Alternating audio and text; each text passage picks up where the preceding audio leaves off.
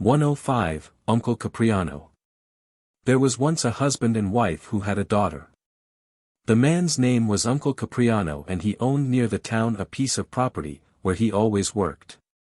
One day 13 robbers happened to pass that way, saw Uncle Capriano, dismounted, and began to talk with him, and soon formed a friendship for him. After this they frequently went to divert themselves with him. When they arrived they always saluted him with, "Good day, Uncle Capriano," and he answered, "Your servant, gentlemen, what are your worships doing? We have come to amuse ourselves." "Go, Uncle Capriano, go and lunch, for we will do the work meanwhile." So he went and ate, and they did his work for him. Finally, what do you suppose Uncle Capriano tried to do? He sought to invent some way to get money from the robbers. When he went home he said to his wife, "I am on friendly terms with the robbers, and I would like to see whether I can get a little money out of them, and I have invented this story to tell them, that we have a rabbit, which I send home alone every evening with firewood and things for soup, which my wife cooks." Then he said to his daughter, "When I come with the thieves, you bathe the rabbit in water and come out of the door to meet me and say, 'Is that the way to load the poor little rabbit so that it comes home tired to death?'" When the thieves heard that he had a rabbit that carried things, they wanted it, saying, "If we had it we could send it to carry money, food, and other things to our houses." Uncle Capriano said to them one day, "I should like to have you come to my house today." There were 13 of the thieves, one said yes, another said no. The captain said, "Let us go and see the rabbit." When they arrived at the house the daughter came to the door and said, "Is that the way to load the poor little rabbit so that it comes home tired to death?" When they entered the house all felt of the rabbit and exclaimed, "Poor little animal! Poor little animal! It is all covered with sweat." When the thieves saw this they looked at each other and said, "Shall we ask him to give us this little rabbit?" Then they said, "Uncle Capriano, you must give us the rabbit without any words, and we will pay you whatever you ask." He answered, "Ask me for anything except this rabbit, for if I give you that I shall be ruined." They replied, "You must give it to us without further words, whether you are ruined or not." Finally Uncle Capriano let them have the rabbit for 200 ounces, and they gave him 20 besides to buy himself a present with. After the thieves had got possession of the rabbit, they went to a house in the country to try it. They each took a bag of money and said, "Let us send a bag to each of our houses." The captain said, "First, carry a bag to mine." So they took the rabbit to load it, and after they had put the bags on it, the rabbit could not move and one of the thieves struck it on the haunch with a switch. Then the rabbit ran away instantly. The thieves went in great anger to Uncle Capriano and said, "Did you have the boldness to play such a trick on us, to sell us a rabbit that could not stir when we put a few bags of money on it?" "But, gentlemen," said the old man, "did you beat it?" "Of course," answered one of the thieves, "my companion struck it with a switch on the haunch." The old man asked, "But where did you strike it, on the right or on the left haunch?" "On the left." "That is why the rabbit ran away," said the old man. "You should have hit it on the right." "If you did not observe these conditions, what fault is it of mine?" "This is true," said the thieves, "Uncle Capriano is right, so go and eat and we will attend to the work." And so their friendship was not broken this time. After a time Uncle Capriano said to his wife, "We must get some more money from the thieves." "In what way?" "Tomorrow you must buy a new pot, and then you must cook in an old pot somewhere in the house, and at Ave Maria, just before I come home, you must empty the old pot into the new one, and put it on the hearth without any fire. Tomorrow I will tell the thieves that I have a pot that cooks without any fire." The next evening Uncle Capriano persuaded the thieves to go home with him. When they saw the pot they looked at one another and said, "We must ask him to give it to us." After some hesitation, he sold it to them for 400 ounces, and 20 over as before. When the thieves arrived at their house in the country, they killed a fine kid, put it into the pot, and set it on the hearth, without any fire, and went away. In the evening they all ran and tried to see who would arrive first, and find the meat cooked. The one who arrived first took out a piece of meat, and saw that it was as they had left it. Then he gave the pot a kick, and broke it in two. When the others came and found the meat not cooked, they started for Uncle Capriano's, and complained to him that he had sold them a pot that cooked everything, and that they had put meat into it, and found it raw. "Did you break the pot?" asked Uncle Capriano. "Of course we broke it." "What kind of a hearth did you have, high or low?" One of the thieves answered, "Rather high." "That was why the pot did not cook, it should have been low." "You did not observe the conditions and broke the pot, what fault is that of mine?" The thieves said, "Uncle Capriano is right, go, Uncle Capriano, and eat, for we will do your work." Some time after, Uncle Capriano said again to his wife, "We must get some more money out of them." "But how can we manage it? You know that we have a whistle in the chest. Have it put in order, and tomorrow go to the butcher's, and get a bladder of blood, and fix it about your neck, and put on your mantilla, and when I return home, let me find you sitting down and angry, and the candle not lighted. I will bring my friends with me, and when I find the candle not lighted, I will begin to cry out, and you will not utter a word, then I will take my knife and cut your throat. You will fall down on the floor. The blood will run out of the bladder, and the thieves will believe that you are dead. You," turning to his daughter, "what I say I mean, when I tell you, get the whistle, get it and give it to me. When I blow it 3 times, you," speaking to his wife, "will get up from the floor. When the thieves see this operation they will want the whistle, and we will get another 600 ounces from them." Everything took place as Uncle Capriano had arranged. The thieves paid him 600 ounces, and 20 over as usual, and then went home and killed their wives, to try the whistle on them. The rage of the thieves can be imagined when they found they had been deceived again. In order to avenge themselves, they took a sack and went to Uncle Capriano, and without any words seized him, put him in it, and taking him on a horse, rode away. They came after a time to a country house, where they stopped to eat, leaving Uncle Capriano outside in the bag. Uncle Capriano, who was in the bag, began to cry, "They want to give me the king's daughter, and I don't want her." There happened to be near by a herdsman, who heard what he was saying about the king's daughter, and he said to himself, "I will go and take her myself." So he went to Uncle Capriano and said, "What is the matter with you?" "They want to give me the king's daughter, and I don't want her, because I am married." The herdsman said, "I will take her, for I am single, but how can we arrange it?" Uncle Capriano answered, "Take me out, and get into the bag yourself." "That is a good idea," said the herdsman, so he set Uncle Capriano at liberty, and got into the bag himself. Uncle Capriano tied him fast, took his crook, and went to tend the sheep. The herdsman soon began to cry, "They want to give me the king's daughter. I will take her, I will take her." In a little while the thieves came and put the bag on a horse, and rode away to the sea, the herdsman crying out all the time, "They want to give me the king's daughter. I will take her, I will take her." When they came to the sea, they threw the bag in, and returned home. On their way back, they happened to look up on the mountain, and exclaimed, "See there! Is that not Uncle Capriano?" "Yes, it is." "How can that be? Did we not throw him into the sea, and is he there now?" Then they went to him and said, "How is this, Uncle Capriano, didn't we throw you in the sea?" "Oh! You threw me in near the shore, and I found these sheep and oxen. If you had thrown me in farther out, I would have found many more." Then they asked Uncle Capriano to throw them all in, and they went to the sea, and he began to throw them in, and each said, "Quick, Uncle Capriano, throw me in quickly before my comrades get them all." After he had thrown them all in, Uncle Capriano took the horses and sheep and oxen, and went home and built palaces, and became very rich, and married his daughter, and gave a splendid banquet. 185.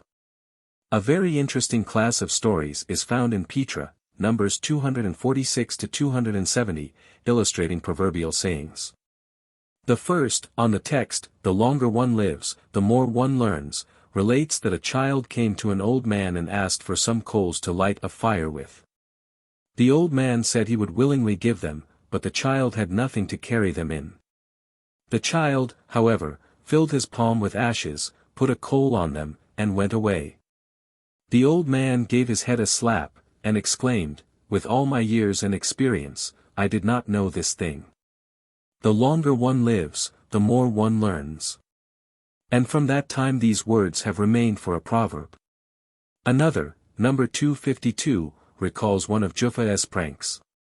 A husband, to test his wife and friend, who is a bailiff, throws a goat's head into the well, and tells the wife that he has killed a person and cut off the head to prevent the body from being recognized. The wife promises secrecy, but soon tells the story to her friend, who denounces the supposed murderer to the judge. The house is entered by an arbor, from which they climb into a window, and the husband is arrested and taken to the well, which a bailiff descends, and finds the goat's head. The husband explains his trick, which gave rise to the saying, "Do not confide a secret to a woman, do not make a bailiff your friend, and do not rent a house with an arbor." 186. Another shows how the stories of classic times survive among the people. Nero, a wicked king, goes about in disguise to hear what the people say of him. One day he meets an old woman in the field, and when Nero's name is mentioned, instead of cursing him as others do, she says, "May God preserve him." She explains her words by saying that they have had several kings, each worse than the other, and now they have Nero, who tears every son from his mother, wherefore may God guard and preserve him, for there is no end to evil. 187. There was once a whimsical prince who thought he could arrange the world and animals as he pleased and overcome nature. He taught his horse to devour flesh and his dogs to eat grass. He trained an ass to dance and accompany himself by his braying. In short, the prince boasted that by means of art one could rule nature. Among other things he trained a cat to stand on the table and hold a lighted candle while he was eating. No matter what was brought on the table, the cat never moved, but held the candle as if it had been a statue of wood. The prince showed the cat to his friends and said, boastingly, "Nature is nothing. My art is more powerful and can do this and other things." His friends often said that everything must be true to its nature, art departs and nature prevails. The prince invited them to make any trial they wished, asserting that the cat would never forget the art he had taught it. One of his friends caught a mouse one day and wrapped it up in a handkerchief and carried it with him to the prince's. When the cat heard and saw the mouse, it dropped the candlestick and ran after the mouse. The friend began to laugh, and said to the prince, who stood with his mouth wide open with amazement, "Dear prince, I always told you art departs and nature prevails." This story is told of Dante and Cecco di Ascoli, the former playing the role of the prince. Note 10. To counterbalance the stories of foolish people which have been related above, we will conclude this chapter with some stories of clever people, stories which were popular as long ago as the Middle Ages. The first is from Sicily, Dons. Number 50, and is called 107, The Clever Peasant. There was once a king who, while hunting, saw a peasant working in the fields and asked him, "How much do you earn in a day?" "For Carlini, your majesty," answered the peasant. "What do you do with them?" continued the king. The peasant said, "The first I eat, the second I put out at interest, the third I give back, and the fourth I throw away." The king rode on, but after a time the peasant's answer seemed very curious to him, so he returned and asked him, "Tell me, what do you mean by eating the first Carlino, putting the second out to interest, giving back the third, and throwing away the fourth?" The peasant answered, "With the first I feed myself, with the second I feed my children, who must care for me when I am old.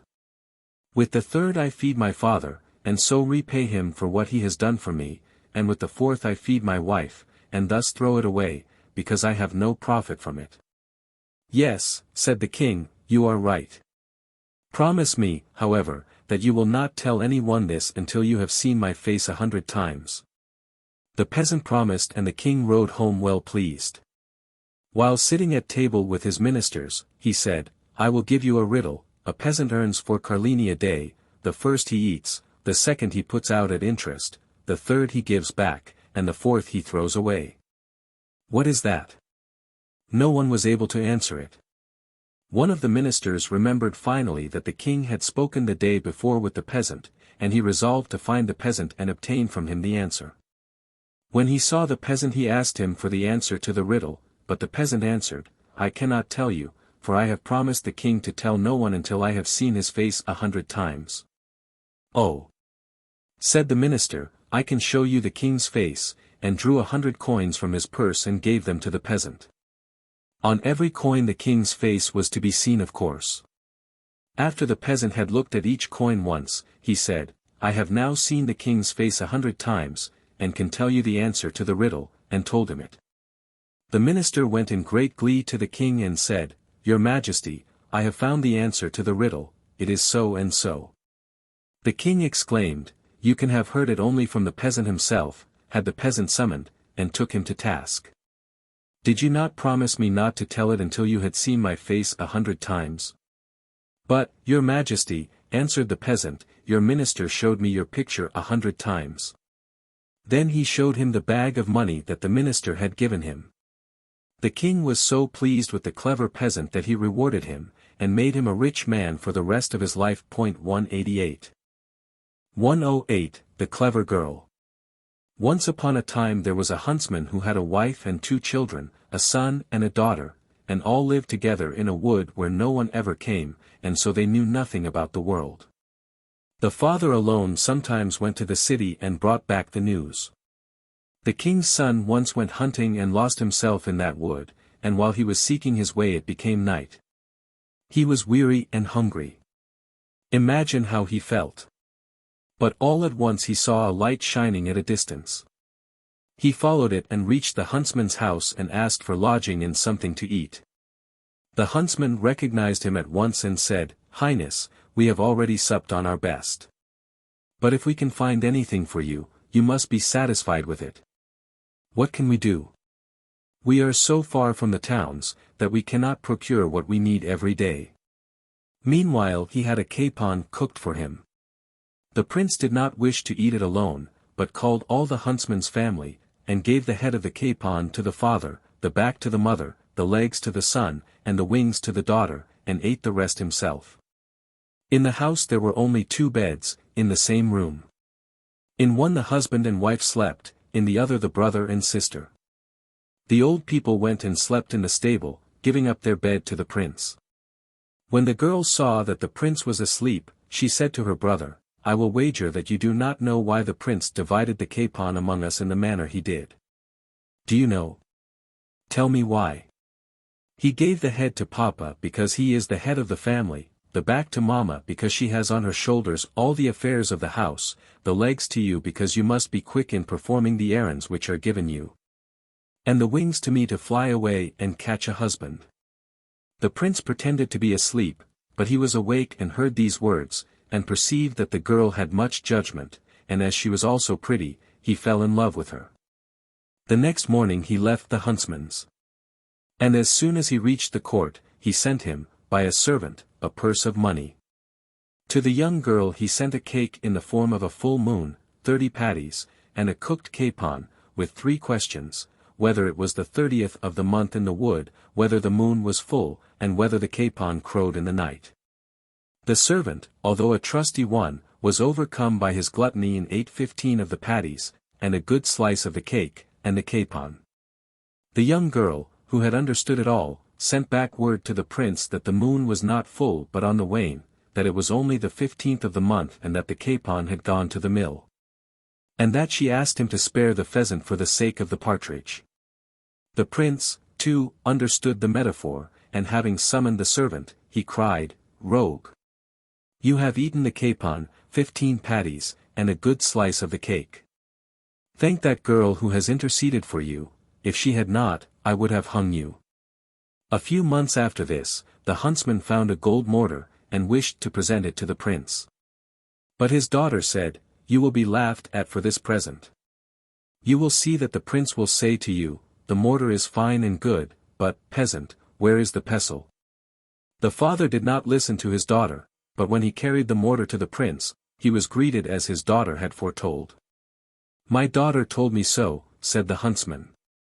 "Ah! If I had only listened to her! The prince heard these words and said to him, "Your daughter, who pretends to be so wise, must make me 100 ells of cloth out of 4 ounces of flax. If she does not, I will hang you and her." The poor father returned home weeping, and sure that he and his daughter must die, for who could make 100 ells of cloth with 4 ounces of flax? His daughter came out to meet him, and when she learned why he was weeping, said, "Is that all you are weeping for? Quick, get me the flax and I will manage it." She made 4 small cords of the flax and said to her father, "Take these cords and tell him that when he makes me a loom out of these cords I will weave the 100 ells of cloth." When the prince heard this answer he did not know what to say, and thought no more about condemning the father or the daughter. The next day he went to the wood to visit the girl. Her mother was dead, and her father was out in the fields digging. The prince knocked, but no one opened. He knocked louder, but the same thing. The young girl was deaf to him. Finally, tired of waiting, he broke open the door and entered. "Rude girl! Who taught you not to open to one of my rank? Where are your father and mother? Who knew it was you? My father is where he should be and my mother is weeping for her sins. You must leave, for I have something else to do than listen to you." The prince went away in anger and complained to the father of his daughter's rude manners, but the father excused her. The prince, at last seeing how wise and cunning she was, married her. The wedding was celebrated with great splendor, but an event happened which came near plunging the princess into misfortune. One Sunday 2 peasants were passing a church. One of them had a hand-cart and the other was leading a she-ass ready to foal. The bell rang for mass and they both entered the church, one leaving his cart outside and the other tying the ass to the cart. While they were in the church the ass foaled, and the owner of the ass and the owner of the cart both claimed the colt. They appealed to the prince, and he decided that the colt belonged to the owner of the cart, because, he said, it was more likely that the owner of the ass would tie her to the cart in order to lay a false claim to the colt than that the owner of the cart would tie it to the ass. The owner of the ass had right on his side, and all the people were in his favor, but the prince had pronounced sentence and there was nothing to say. The poor man then applied to the princess, who advised him to cast a net in the square when the prince passed. When the prince saw the net, he said, "What are you doing, you fool? Do you expect to find fish in the square?" The peasant, who had been advised by the princess, answered, "It is easier for me to find fish in the square than for a cart to have foals." The prince revoked the sentence, but when he returned to the palace, knowing that the princess had suggested the answer to the peasant, he said to her, "Prepare to return to your own home within an hour. Take with you what you like best and depart." She was not at all saddened by the prospect, but ate a better dinner than usual, and made the prince drink a bottle of wine in which she had put a sleeping potion. And when he was as sound asleep as a log, she had him put in a carriage and took him with her to her house in the wood. It was in January, and she had the roof of the house uncovered and it snowed on the prince, who awoke and called his servants. "What do you wish?" said the princess. "I command here. Did you not tell me to take from your house the thing I liked best? I have taken you, and now you are mine." The prince laughed and they made peace. 189. The next story is the Italian version of the tale familiar to the readers of Grimm by the title of Dr. Know-all. There is a Sicilian version in Petra, number 167, in which our story forms one of several episodes. It is found, however, independently in the Montuan collection from which we take it, changing the name slightly to suit the conclusion of the story. 109. Crab. There was once a king who had lost a valuable ring. He looked for it everywhere, but could not find it. So he issued a proclamation that if any astrologer could tell him where it was he would be richly rewarded. A poor peasant by the name of Crab heard of the proclamation. He could neither read nor write, but took it into his head that he wanted to be the astrologer to find the king's ring. So he went and presented himself to the king, to whom he said, "Your Majesty must know that I am an astrologer, although you see me so poorly dressed. I know that you have lost a ring and I will try by study to find out where it is." "Very well," said the king, "and when you have found it, what reward must I give you?" That is at your discretion, your majesty.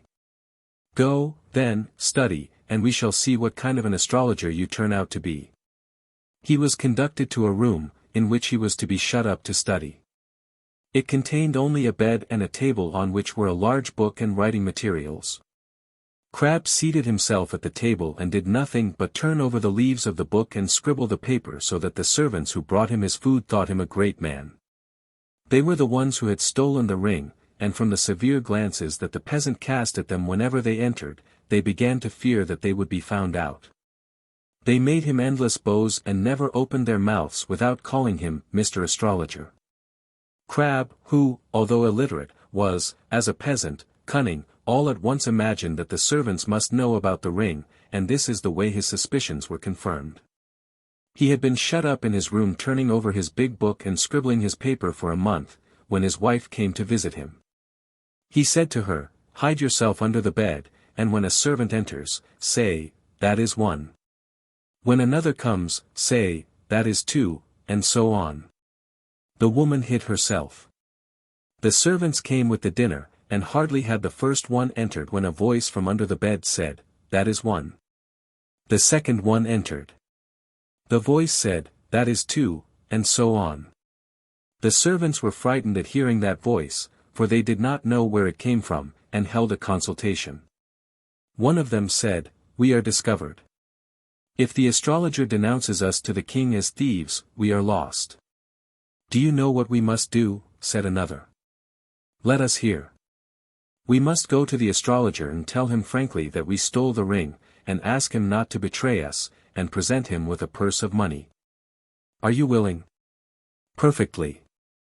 So they went in harmony to the astrologer, and making him a lower bow than usual, one of them began, "Mr. Astrologer, you have discovered that we stole the ring. We are poor people, and if you reveal it to the king, we are undone. So we beg you not to betray us, and accept this purse of money." Crabbe took the purse and then added, "I will not betray you, but you must do what I tell you, if you wish to save your lives. Take the ring and make that turkey in the courtyard swallow it, and leave the rest to me." The servants were satisfied to do so and departed with a low bow. The next day Crabbe went to the king and said to him, "Your Majesty must know that after having toiled over a month I have succeeded in discovering where the ring has gone to." "Where is it, then?" asked the king. "A turkey has swallowed it." "A turkey? Very well, let us see." They went for the turkey, opened it, and found the ring inside. The king, amazed, presented the astrologer with a large purse of money and invited him to a banquet. Among the other dishes, there was brought on the table a plate of crabs. Crabs must then have been very rare, because only the king and a few others knew their name. Turning to the peasant, the king said, "You, who are an astrologer, must be able to tell me the name of these things which are in this dish." The poor astrologer was very much puzzled, and, as if speaking to himself, but in such a way that the others heard him, he muttered, "Ah! Crabbe, Crabbe, what a plight you are in." All who did not know that his name was Crabbe rose and proclaimed him the greatest astrologer in the world. 190. List of works most frequently referred to in the notes. For works relating directly to Italian popular tales, see bibliography. Asbjornsen, Norsk folkeeventyr fortalt af p. Chr. Asbjornsen. New York Samling. Christiania, 1871. 80. English version in Tales from the Field. A second series of popular tales from the Norse of P. Chr. Asbjornsen. By G. W. Docent, London, 1874. Asbjornsen and Moe, Norse folkeeventyr fortalt af p. Chr. Asbjornsen og Jorgen Moe. 5 Te Udgave. Christiania, 1874. 80. Partly translated by G. W. Docent in Popular Tales from the Norse. 2d edition Edinburgh, 1859. New York, 1859. Basque Legends, collected, chiefly in the Labourd, by the Reverend Wentworth Webster. London, 2d edition 1879. 80. Benfey, Panskatantra, fünf Bücher indisches Fabeln, Märchen und Erzählungen. Aus dem Sanskrit übersetzt mit Einleitung und Anerkennung von Theodor Benfey. Erster Thiel, Einleitung. Leipzig, 1859. 8-0. Blade, Contes populaires recueillis en agene par M. Jean-François Blade Suavis de notes comparatives par M. Reinhold Kohler. Paris, 1874. 8-0. Breuer, Contes populaires de la Grande Bretagne par Lois Breuer. Paris, 1875. 8-0. Cosquin, Emmanuel, Contes populaires Lorraines recueillis dans un village du Barrois, Montier-sur-Box, Meuse, Romania, v. 83, 133, 6. 212, 529, 7. 527, 8. 545, 9. 377, x. 117, 543. Cox, The Mythology of the Aryan Nations. By G. W. Cox. 2 volumes London, 1870. 8-0. Dunlop-Liebrecht, Geschichte Prosedichtung. Aus dem Englischen von F. Liebrecht. Berlin, 1851. 8-0.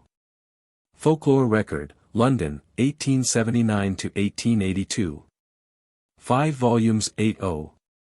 Gesamte Von F. H. von der Hagen.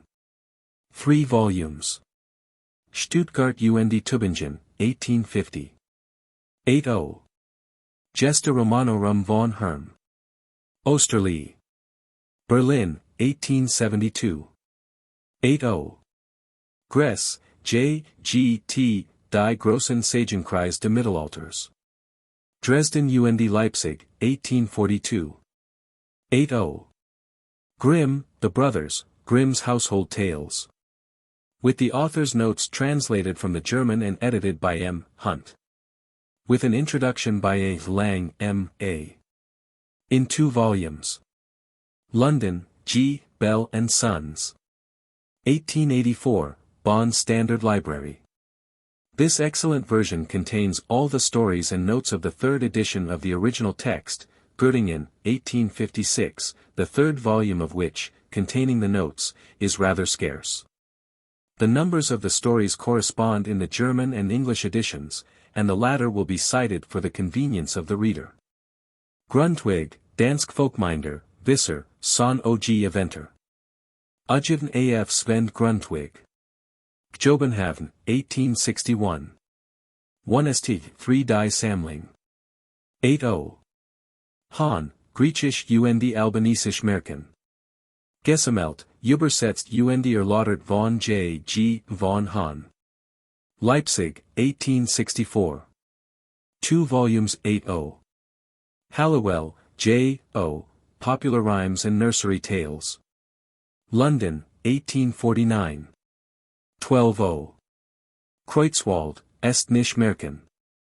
Aufgezeichnet von Friedrich Kreutzwald. Halle, 1869. 8-0. Luzel, Contes Bretons Recueillis et Traduits par F. M. Luzel. Quimperle, 1870. 8-0. Melusine, Revue de Mythologie, lit. Pop. Traditions et Usages, dirigé par MMH, Gadas et E. Roland. Paris, 1877, 1884. 4-0. Nissard, C.H., Histoire de livres populaires. Paris, 1854. 2 volumes 8-0. Novelli Ant.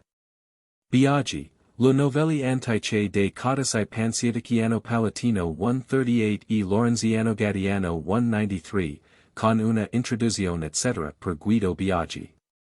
Florence, 1880. 8-0. Novelli Ant Borg, Lo cento novelli antiche secondo l'edizione del MDXXV. Corret ed illustrate con note. Milano, 1825. 8-0. Novelli ant Gualt, cento novelli antiche. Libro di novelli e di bel parlar gentile, Gualteruzzi da Fano. Florence, Naples, 1727. 80. Novelli and Papentai. Romania, Volume 3. Page 189. Old Deccan Days, or Hindu Fairy Legends. Collected by M. Frere. Philadelphia, Lippincott and Company, 1868. Orient und Occident Inspies. In Ihren Gegenwärtigen Beziehungen. Forschungen und Mitteilungen. Ein Vierteljahrschrift Herausgeben von Theodor Benfey. Vols 1-3. Göttingen, 1860–1864. 80. Ralston, Russian Folk Tales. By W. R. S. Ralston. London, 1873. 80. There is an American reprint, without date. Robert, Fables inédites de XIIE, XIV siècles et Fables de La Fontaine. Par C. M. Robert. 2 volumes Paris, 1825. 80. Romania, Recul trimestriel consacré à la2 de langues et de littératures romaines. Publié par P. Meyer et G. Paris. Paris, 1872, still in course of publication.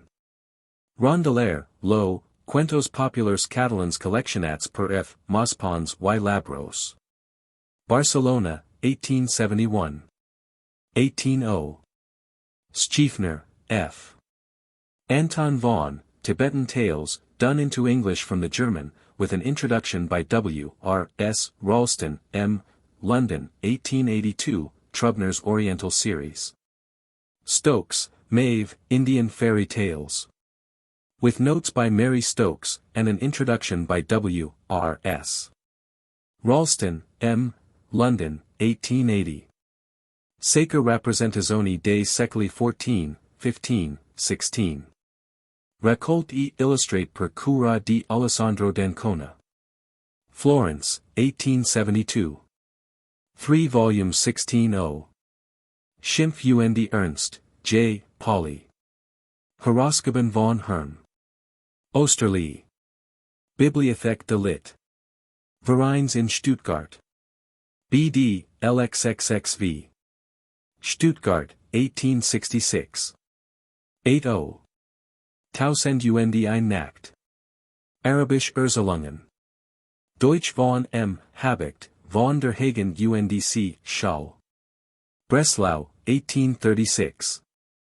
15 volumes 80. Wendenmuth, Hans Wilhelm Kirchhoff, Wendenmuth. Herausgeben von Herrn. Osterlee. Bibliothek de Lit. Vereins in Stuttgart. BD, 95–99. 5 volumes 80. Tübingen, 1869. Notes. Chapter 1. Fairy Tales. Note 1. This story is a variant of Petra, number 17, Marvisia, the name of the heroine who was as small as a marva, the mallow plant, in which the introduction is wanting. The heroine falls in love with a green bird she sees in her garden, and goes in search of it. After many adventures, she restores the bird to its former human shape and marries it. Other Italian versions of the story in the text are, Sicilian, Petra, number 281, Nuovo Saggio, v. Gons, number 15, Neapolitan, Pent. 2, 9, v. 4, Comp, number 33, from the Basilicata, Roman, Busk, page 99, Tuscan, de Gub, Sto.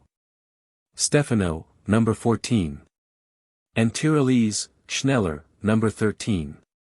An important trait in the above class is, task-set wife. Besides in the above stories, this trait is also found in those belonging to other classes, see de Gub, Sto. Stefano, number 2, and November Fear. Page 209. Another important trait is the following: when after a long search the wife discovers her husband, it is only to find him in the power of a second wife, who, however, by various bribes, is induced to permit the first wife to spend a night in her husband's chamber. She is unable to awaken her husband, who has been drugged by the second wife. The third night she succeeds, makes herself known to him, and they escape. As an example of this trait, we give in full de Gub, Sto. Stefano, number 14, referred to above. 20. Sir Fioranti, magician. A woodman had 3 daughters. Every morning one after the other, in turn, carried him his bread to the wood. The father and the daughters noticed in a thicket a large snake, which one day asked the old man for one of his daughters in marriage, threatening him with death if none of them would accept such an offer. The father told his daughters of the snake's offer, and the first and second immediately refused. If the third had refused too, there would have been no hope of salvation for the father. But for his sake she declared at once that snakes had always pleased her, and she thought the snake proposed by her father very handsome. At this the snake shook his tail in token of great joy, and making his bride mount it, carried her away to the midst of a beautiful meadow, where he caused a splendid palace to arise while he himself became a handsome man. And revealed himself as Sir Fioranti with the red and white stockings. But woe to her if she ever disclosed to any one his existence and name. She would lose him forever, unless, to obtain possession of him again, she wore out a pair of iron shoes, a staff and a hat, and filled with her tears 7 bottles. The maiden promised, but she was a woman, she went to visit her sisters. One of them wished to know her husband's name, and was so cunning that at last her sister told her, but when the poor girl went back to see her husband, she found neither husband nor palace. To find him again, she was obliged in despair to do penance. She walked and walked and walked, and wept unceasingly. She had already filled 1 bottle with tears, when she met an old woman who gave her a fine walnut to crack in time of need, and disappeared. When she had filled 4 bottles, she met another old woman, who gave her a hazelnut to crack in time of need, and disappeared. She had filled all 7 bottles when a third old woman appeared to her, and left her an almond to be cracked in a third case of need, and she, too, disappeared. At last the young girl reached the castle of Sir Fioranti, who had taken another wife. The girl broke first the walnut, and found in it a beautiful dress which the second wife wanted herself. The young girl said, "You may have it if you will let me sleep with Sir Fioranti." The second wife consented, but meanwhile she gave Sir Fioranti some opium. In the night, the young girl said, "Sir Fioranti with the red and white stockings, I have worn out a pair of iron shoes, the staff and the hat, and filled 7 bottles with tears, wherefore you must recognize your first wife." He made no answer, for he had taken opium. The next day the girl opened the hazelnut, and out came a dress more beautiful than the first. Sir Fioranti's second wife wanted this, and obtained it on the same condition as the first, but took care that Sir Fioranti should take some opium before going to bed. The third day, a faithful servant asked Sir Fioranti if he had not heard in the night the cries that were uttered near him. Sir Fioranti replied, no, but was careful not to take any opium the third night, when, having broken the almond and found in it a dress of unapproachable beauty, the young girl obtained the second wife's consent to sleep anew with Sir Fioranti. The latter pretended this time to take the opium, but did not. Then he feigned to be asleep, but remained awake in order to hear the cries of his abandoned wife, which he could not resist, and began to embrace her. The next day they left that palace to the second wife, and departed together and went to live in happiness at another more wonderful castle. This episode is found in the Pent. V. 3, otherwise not belonging to this class, and in Comp. No. 51, and November Fear. Page 168, which properly belong to the formula of Animal Children. Hans Formula number 6, in which a maiden sells herself for 3 costly presents, and is obliged to marry the buyer, is sufficiently illustrated by Gons, No. 18, Petra, number 105, and Narucci, number 50. In the last story the person to whom the maiden has sold herself refuses to marry her. The wedding torch is found also in Petra, number 17, and is clearly a survival of the classic custom. The episode in which the birth of the child is hindered recalls the myths of Latona and Alcmene, see Kohler's Notes to Gons, number 12, 2. page 210. Other cases of malicious arrest of childbirth in popular literature may be found in Child's English and Scottish Pop Ballads, Part 1, page 84. Pandora's Box is also found in Pent. v. 4. Copious references to other Europeans' versions of our story will be found in Kohler's Notes to Gons, No. 15, 2. 214, and to Blade, Conte Pop. Rec en Agenet, page 145, to which may be added the notes to the Grimm Stories Nos. 88, 113, 127, The Soaring Lark, The Two Kings' Children, and The Iron Stove, and Ben Fay, Pant. Page 255. Note 2. Another Sicilian version is Re Sanu, in Petra, Nuovo Saggio, No. 1. To the references in Petra, No. 36, and Gons, No. 5, may be added, Fiab Mant. No. 14, only as far as abstraction of children are concerned and accusation of murder against the mother, No. 46, a poor version, the beginning of which is lost, Comparetti, No. 6, Basilicata, and 30, Pisa, No.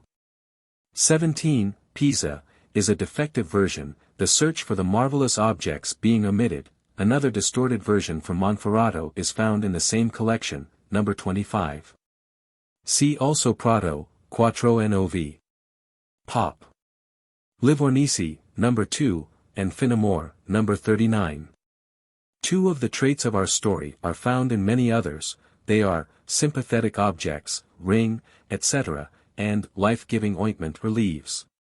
For the former, see notes to next two stories, and in general, Brewer, page 93, for the latter, see Gons, No. 40, Comparetti, No. 32, see note 12, Bernoni, Punt. 3, page 84. In these stories the life-restoring substance is an ointment, leaves possessing the same power are found in Petra, No. 11, Pent. 7, La Basilichiada, No. 1, and Coronidi Berti, No. 14, see also Grimm, No. 16, The Three Snake Leaves, Basque Legends, page 117, Ben Fay, Pant. 454, Cox, Aryan Myth. 160, and Germania, XXI. Page 68. For non-Italian versions of the story in the text see Kohler's Notes in Melusine, p. 213, to a Breton version, and Indian Fairy Tales, pages 242, 277. In the above formula are embraced several somewhat different stories in which the persecution of innocent wife proceeds from various persons. For instance, in the Italian legends Sta. Guglielma is persecuted by her brother-in-law, Sta Eulalia by her father and mother-in-law, and Stella by her stepmother. See d'Ancona, op. cit., pages 199, 235, 317.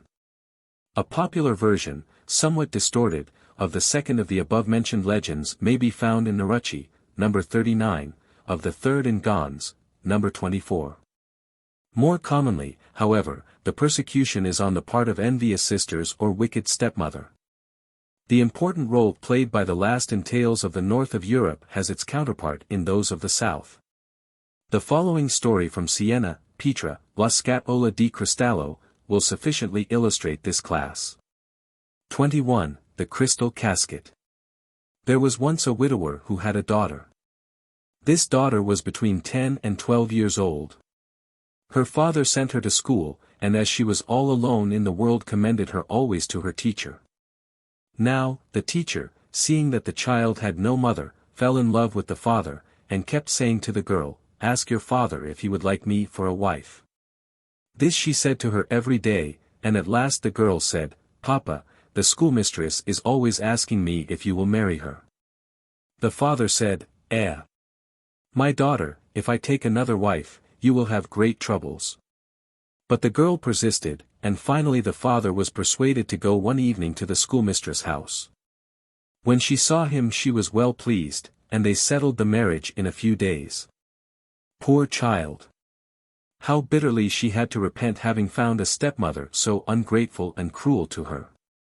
She sent her every day out on a terrace to water a pot of basil, and it was so dangerous that if she fell she would go into a large river. One day there came by a large eagle, and said to her, "What are you doing here?" She was weeping because she saw how great the danger was of falling into the stream. The eagle said to her, "Get on my back, and I will carry you away, and you will be happier than with your new mamma." After a long journey they reached a great plain, where they found a beautiful palace all of crystal. The eagle knocked at the door and said, "Open, my ladies, open.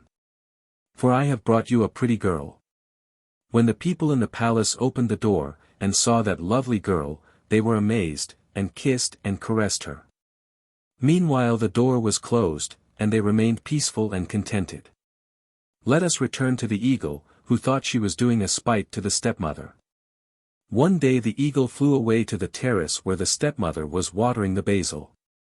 "Where is your daughter?" asked the eagle. She replied, "Perhaps she fell from this terrace and went into the river. I have not heard from her in 10 days. The eagle answered, "What a fool you are! I carried her away. Seeing that you treated her so harshly, I carried her away to my fairies, and she is very well." Then the eagle flew away.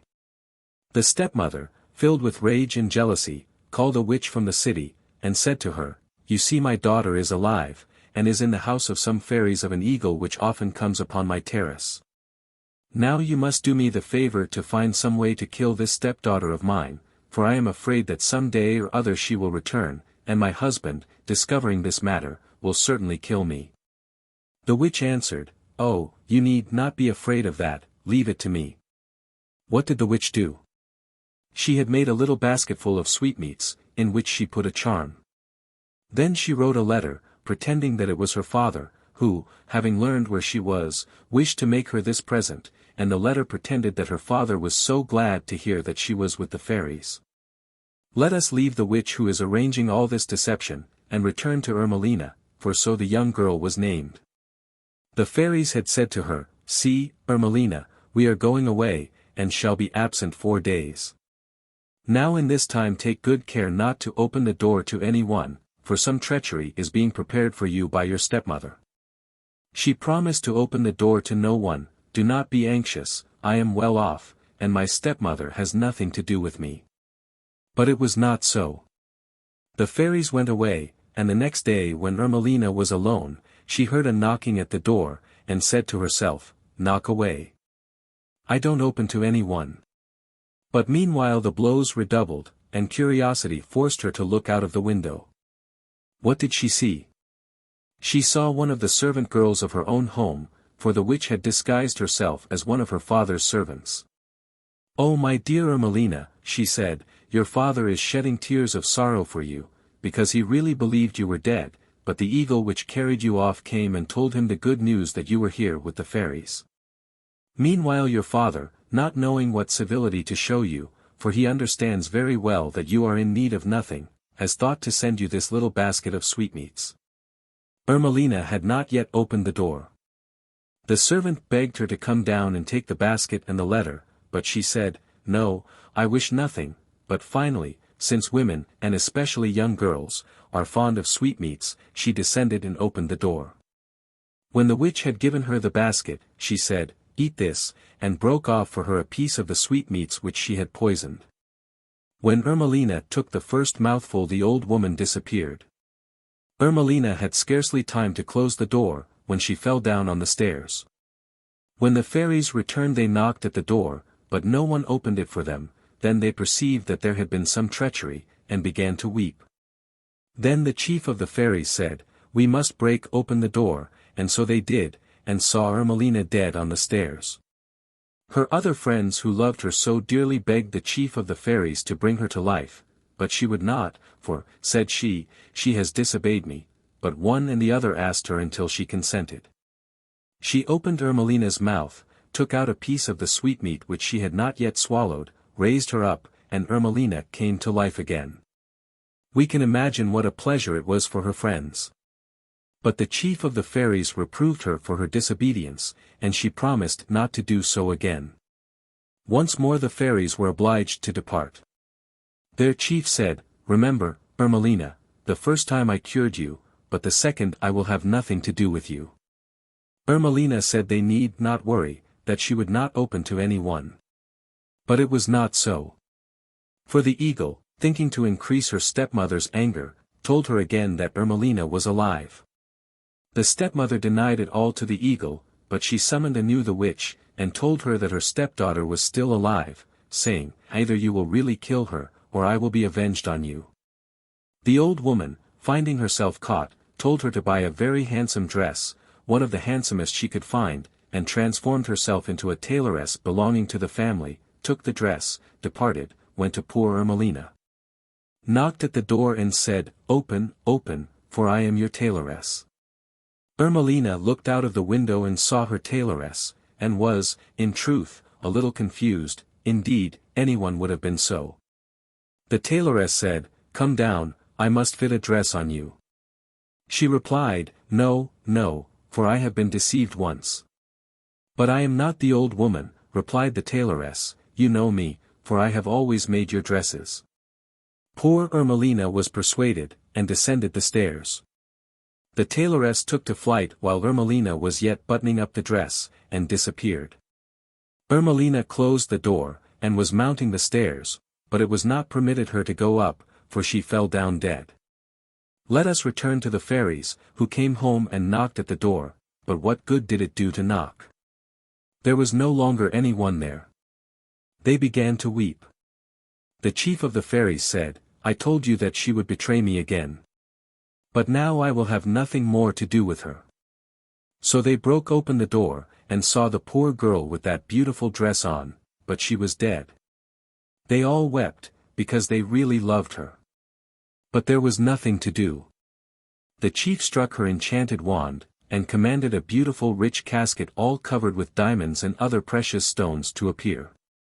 Then the others made a beautiful garland of flowers and gold, put it on the young girl, and then laid her in the casket, which was so rich and beautiful that it was marvelous to behold. Then the old fairy struck her wand as usual and commanded a handsome horse, the like of which not even the king possessed. Then they took the casket, put it on the horse's back, and led him into the public square of the city, and the chief of the fairies said, "Go, and do not stop until you find someone who says to you, 'Stop, for pity's sake. For I have lost my horse for you.' Now let us leave the afflicted fairies, and turn our attention to the horse, which ran away at full speed. Who happened to pass at that moment? The son of a king, the name of this king is not known, and saw this horse with that wonder on its back. Then the king began to spur his horse, and rode him so hard that he killed him, and had to leave him dead in the road, but the king kept running after the other horse. The poor king could endure it no longer.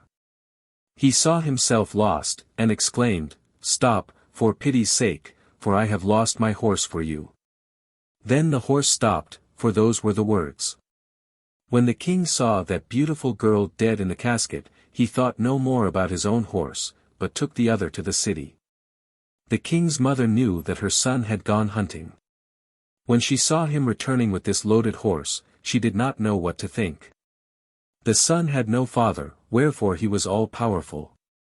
He reached the palace, had the horse unloaded, and the casket carried to his chamber. Then he called his mother and said, "Mother, I went hunting, but I have found a wife." "But what is it?" "A doll." "A dead woman?" "Mother," replied her son, "don't trouble yourself about what it is my wife." His mother began to laugh, and withdrew to her own room. What could she do, poor mother? Now this poor king no longer went hunting, took no diversion, did not even go to the table, but ate in his own room. By a fatality it happened that war was declared against him, and he was obliged to depart. He called his mother, and said, "Mother, I wish 2 careful chambermaids, whose business it shall be to guard this casket. For if on my return I find that anything has happened to my casket, I shall have the chambermaids killed." His mother, who loved him, said, "Go, my son, fear nothing, for I myself will watch over your casket." He wept several days at being obliged to abandon this treasure of his, but there was no help for it, he had to go. After his departure he did nothing but commend his wife, so he called her, to his mother in his letters. Let us return to the mother, who no longer thought about the matter, not even to have the casket dusted, but all at once there came a letter which informed her that the king had been victorious, and should return to his palace in a few days. The mother called the chambermaids, and said to them, "Girls, we are ruined." They replied, "Why, Highness?" "Because my son will be back in a few days, and how have we taken care of the doll?" They said, "True, true. Now let us go and wash the doll's face." They went to the king's room and saw that the doll's face and hands were covered with dust and fly specks, so they took a sponge and washed her face, but some drops of water fell on her dress and spotted it. The poor chambermaids began to weep, and went to the queen for advice. The queen said, "Do you know what to do? Call a tailoress, and have a dress precisely like this bought, and take off this one before my son comes." They did so, and the chambermaids went to the room and began to unbutton the dress. The moment that they took off the first sleeve, Ermelina opened her eyes. The poor chambermaids sprang up in terror, but one of the most courageous said, "I am a woman, and so is this one, she will not eat me." To cut the matter short, she took off the dress, and when it was removed Ermelina began to get out of the casket to walk about and see where she was. The chambermaids fell on their knees before her and begged her to tell them who she was. She, poor girl, told them the whole story. Then she said, "I wish to know where I am." Then the chambermaids called the king's mother to explain it to her.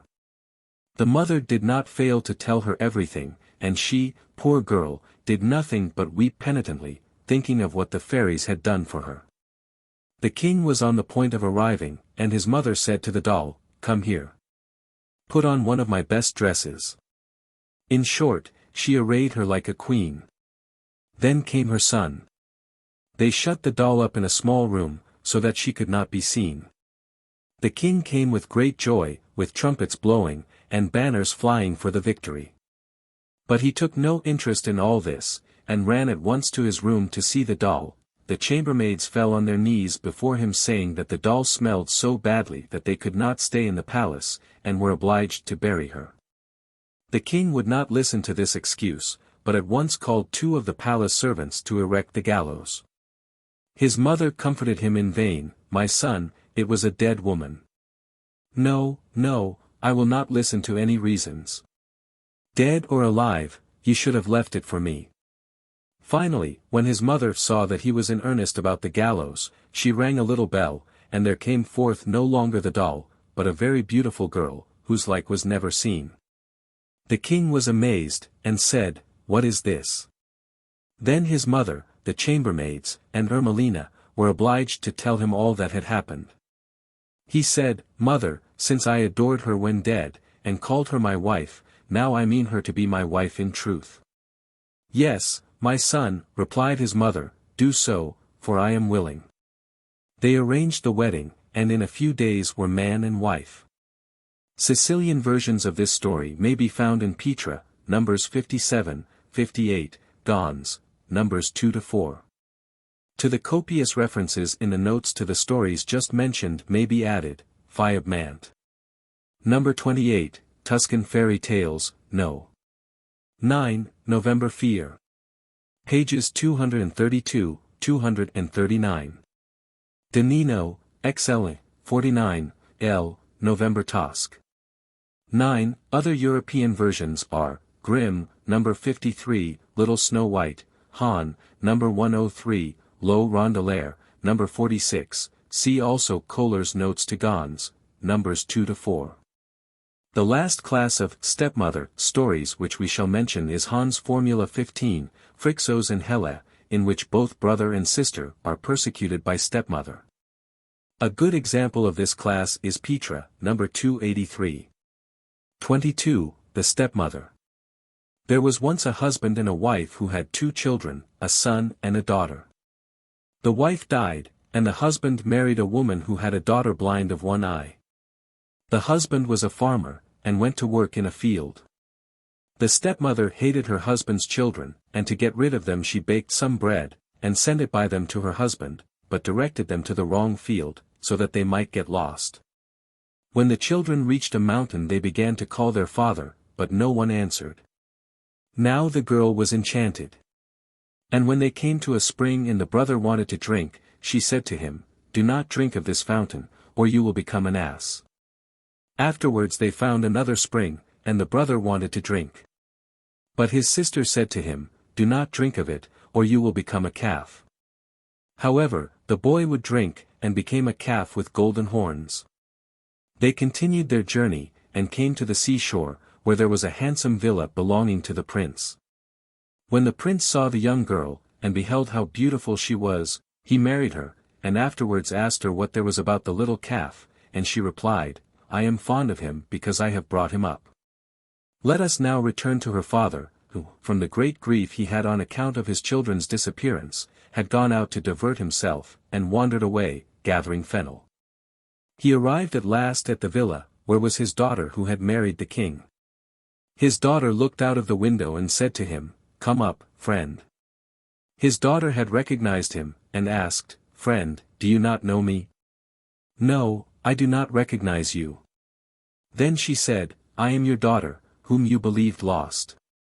She threw herself at his feet, and said, "Pardon me, dear father, I came by chance to this villa, and the king's son was here and married me." The father was greatly consoled at finding his daughter so well married. "Now, my father," said she, "empty this sack of fennel, for I will fill it with gold for you." And then she begged him to bring his wife, and the daughter blind of one eye.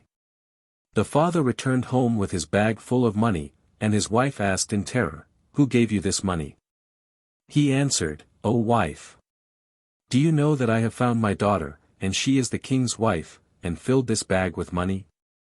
She, instead of being happy, was angry at hearing that her stepdaughter was still alive. However, she said to her husband, "I will go and take my daughter."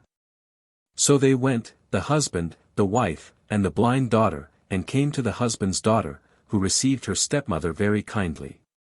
But the latter, seeing that the king was away, and that her stepdaughter was alone, seized her and threw her from a window into the sea. And what did she do then? She took her blind daughter and dressed her in the other's clothes, and said to her, "When the king comes and finds you here weeping, say to him, 'The little calf has blinded me with his horn, and I have only one eye.'" Then the stepmother returned to her own house. The king came and found her daughter in bed weeping, and said to her, "Why are you weeping?" "The little calf struck me with his horn and put out one of my eyes." The king cried at once, "Go call the butcher to kill the calf." When the calf heard that he was to be killed, he went out on the balcony and called to his sister in the sea. "Oh, sister! For me the water is heated. And the knives are sharpened." The sister replied from the sea, "Oh, brother, I cannot help you. I am in the dog-fish's mouth." When the king heard the calf utter these words, he looked out of the window, and when he saw his wife in the sea, he summoned 2 sailors, and had them take her out and bring her up and restore her. Then he took the blind girl and killed her and cut her in pieces and salted her like tunny fish, and sent her to her mother. When her husband found it out he left her and went to live with his daughter. It may not be amiss to mention here another class of stories which come under the formula of persecuted maiden. The class resembles in some respects the story of King Lear. The youngest daughter is persecuted by her father because he thinks she does not love him as much as her older sisters. A good example of this class is Petra, number 10, L'acqua e lu sali. 23, Water and Salt. A very fine story is related and told to your worships. Once upon a time there was a king with 3 daughters. These 3 daughters being at table one day, their father said, "Come now, let us see which of you 3 loves me." The oldest said, "Papa, I love you as much as my eyes." The second answered, "I love you as much as my heart." The youngest said, "I love you as much as water and salt." The king heard her with amazement. "Do you value me like water and salt? Quick! Call the executioners, for I will have her killed immediately." The other sisters privately gave the executioners a little dog, and told them to kill it and rend one of the youngest sister's garments, but to leave her in a cave. This they did, and brought back to the king the dog's tongue and the rent garment. Royal Majesty, here is her tongue and garment. And his majesty gave them a reward. The unfortunate princess was found in the forest by a magician, who took her to his house opposite the royal palace. Here the king's son saw her and fell desperately in love with her, and the match was soon agreed upon. Then the magician came and said, "You must kill me the day before the wedding. You must invite 3 kings, your father the first. You must order the servants to pass water and salt to all the guests except your father. Now let us return to the father of this young girl, who the longer he lived the more his love for her increased, and he was sick of grief. When he received the invitation he said, 'And how can I go with this love for my daughter?' And he would not go. Then he thought, 'But this king will be offended if I do not go, and will declare war against me some time.' He accepted and went. The day before the wedding they killed the magician and quartered him, and put a quarter in each of 4 rooms, and sprinkled his blood in all the rooms and on the stairway, and the blood and flesh became gold and precious stones. When the 3 kings came and saw the golden stairs, they did not like to step on them. 'Never mind,' said the prince, 'go up, this is nothing.' That evening they were married, the next day they had a banquet. The prince gave orders, no salt and water to that king. They sat down at table, and the young queen was near her father, but he did not eat. His daughter said, 'Royal Majesty, why do you not eat? Does not the food please you?' 'What an idea! It is very fine. Why don't you eat then?' 'I don't feel very well.'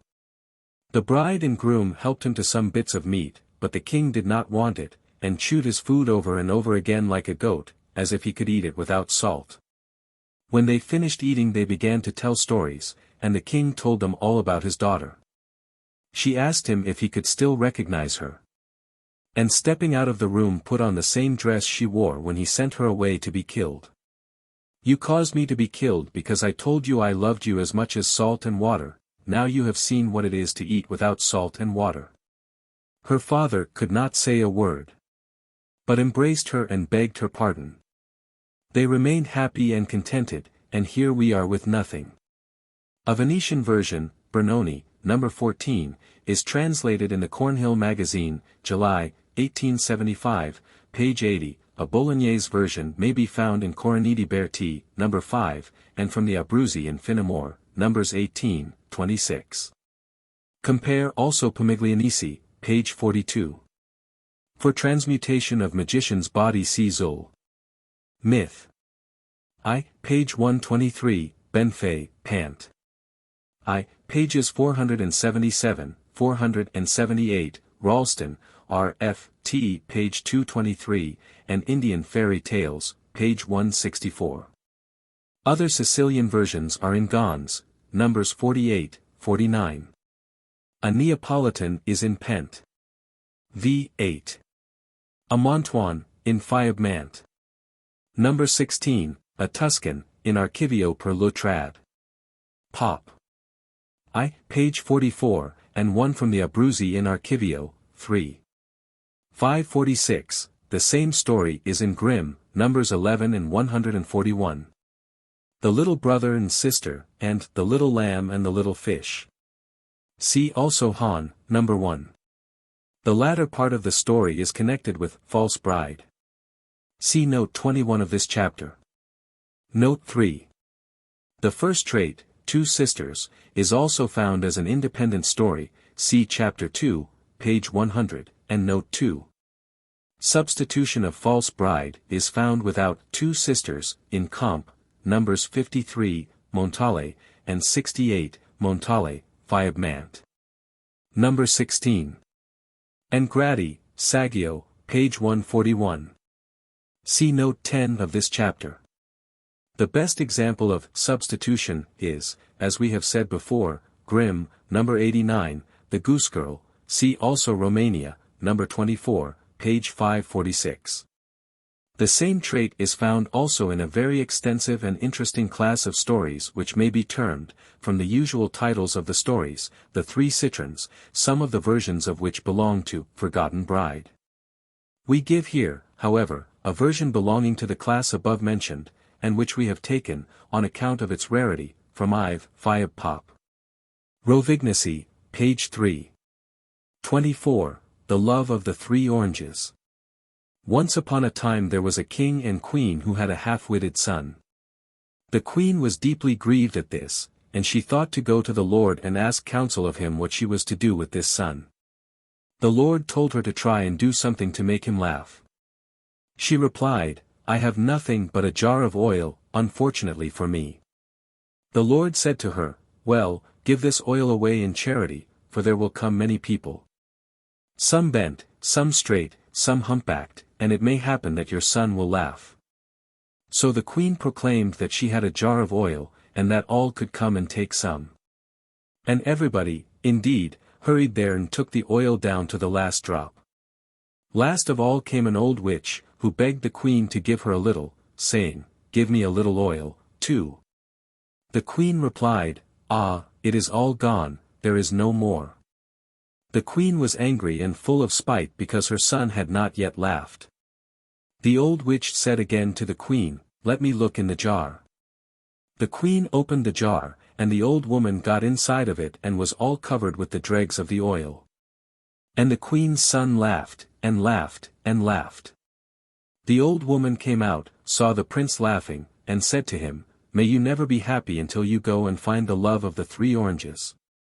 The son, all eager, said to his mother, "Ah, mother, I shall have no more peace until I go and find the love of the three oranges." She answered, "My dear son, how will you go and find the love of the three oranges?" But he would go. So he mounted his horse and rode and rode and rode until he came to a large gate. He knocked, and someone within asked, "Who is there?" He replied, "A soul created by God." The one within said, "In all the years that I have been here no one has ever knocked at this gate." The prince repeated, "Open, for I am a soul created by God." Then an old man came down and opened the gate. He had eyelids that reached to his feet, and he said, "My son, take down those little forks, and lift up my eyelids." The prince did so, and the old man asked, "Where are you going, my son?" "In this direction." "I am going to find the love of the three oranges." The old man answered, "So many have gone there and never returned. Do you wish not to return, too? My son, take these twigs, you will meet some witches who are sweeping out their oven with their hands, give them these twigs, and they will let you pass." The prince very gratefully took the twigs, mounted his horse and rode away. He journeyed a long time, and at last saw in the distance the witches of immense size who were coming towards him. He threw them the twigs, and they allowed him to pass. He continued his journey, and arrived at a gate larger than the first. Here the same thing occurred as at the first one, and the old man said, "Well, since you will go, too, take these ropes, on your way you will encounter some witches drawing water with their tresses. Throw them these ropes, and they will let you pass." Everything happened as the old man said. The prince passed the witches, continued his journey and came to a third gate larger than the second. Here an old man with eyelids longer than the other two gave him a bag of bread, and one of tallow, saying, "Take this bag of bread, you will meet some large dogs, throw them the bread and they will let you pass. Then you will come to a large gate with many rusty padlocks, then you will see a tower, and in it the love of the three oranges. When you reach that place, take this tallow and anoint well the rusty padlocks. And when you have ascended the tower, you will find the oranges hanging from a nail. There you will also find an old woman who has a son who is an ogre and has eaten all the Christians who have come there. You see, you must be very careful." The prince, well contented, took the bag of bread and the tallow and rode away. After a long journey, he saw at a distance, 3 great dogs with their mouths wide open coming to eat him. He threw them the bread, and they let him pass. He journeyed on until he came to another large gate with many rusty padlocks.